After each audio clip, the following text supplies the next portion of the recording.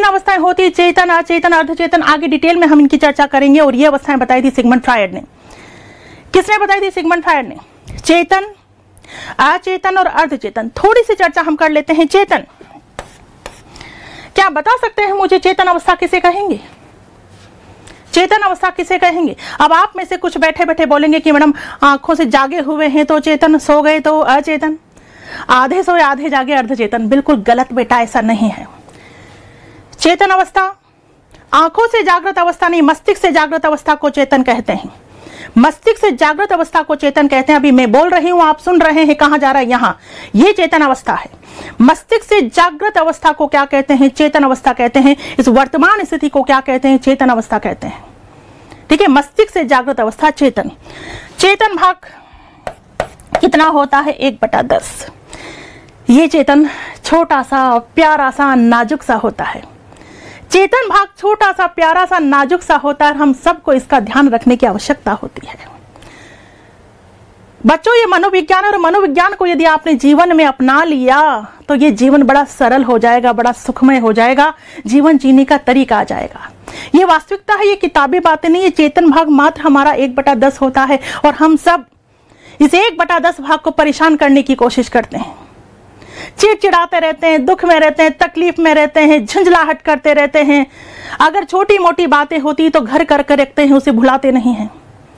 और फिर कहते हैं सिलेक्शन ही नहीं होता। इतनी पढ़ाई करता हूं या इतनी पढ़ाई करती हूं फिर भी मेरा सिलेक्शन नहीं होता। कहां से होगा बेटा? क्या आपने चेतन भाग का ध्यान रखा? क्या आपने हमेशा इसे स्वस्थ रखा? क्या आपने छोटी मोटी बातों को अवॉइड किया? नहीं किया ना, क्योंकि आदत है हमारी। तो किसी ने थोड़ा सा कुछ कह दिया तो दिन भर रोना रोते रहते हैं, उसने मेरे से ऐसा कह दिया, मैं तो भुला ही नहीं पा रहा, मैं दिमाग से निकाल ही नहीं पा रहा, उसने मेरे से ऐसा कहा तो क्यों कहा। अरे जीवन है बेटा, होती रहती है बातें छोटी मोटी। अवॉइड करना सीखो। अवॉइड करना नहीं आएगा तो जीवन है, कुछ भी आप बाहर निकलोगे झड़प हो सकती है, घर में झड़प हो सकती है, कहीं भी कुछ भी। अगर छोटी मोटी बातों को दिमाग में रखोगे जीवन कैसे जी पाओगे? ये कला, ये हुनर जीवन में अपनाना सीखो। छोटी मोटी बातों को जीवन में अवॉइड करना सीखो। अवॉइड करना सीखो। चेहरे पे हमेशा मुस्कुराहट रखना सीखो। फिर देखो जीवन में तरक्की होती है या नहीं, प्रगति होती है या नहीं।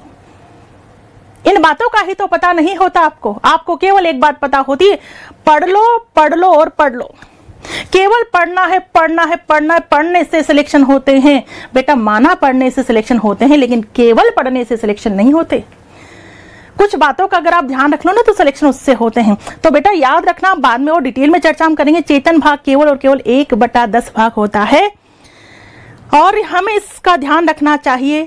इसे थकाना भी नहीं चाहिए। पढ़ पढ़कर थक जाओ तो रिलैक्स करो, थोड़ा रिलैक्स करो। इसे थकाने की कोशिश मत करना। ये छोटा सा, प्यारा सा, नाजुक सा है, इसे थकाने की कोशिश मत करना। जो इसका ध्यान रखेगा ये आपका ध्यान रखेगा और आपको जिता देगा। और अगर आपने इसका ध्यान नहीं रखा तो ये कभी आपको जीतने नहीं देगा।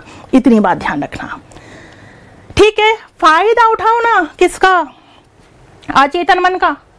अचेतन मन 9/10 भाग भंडार।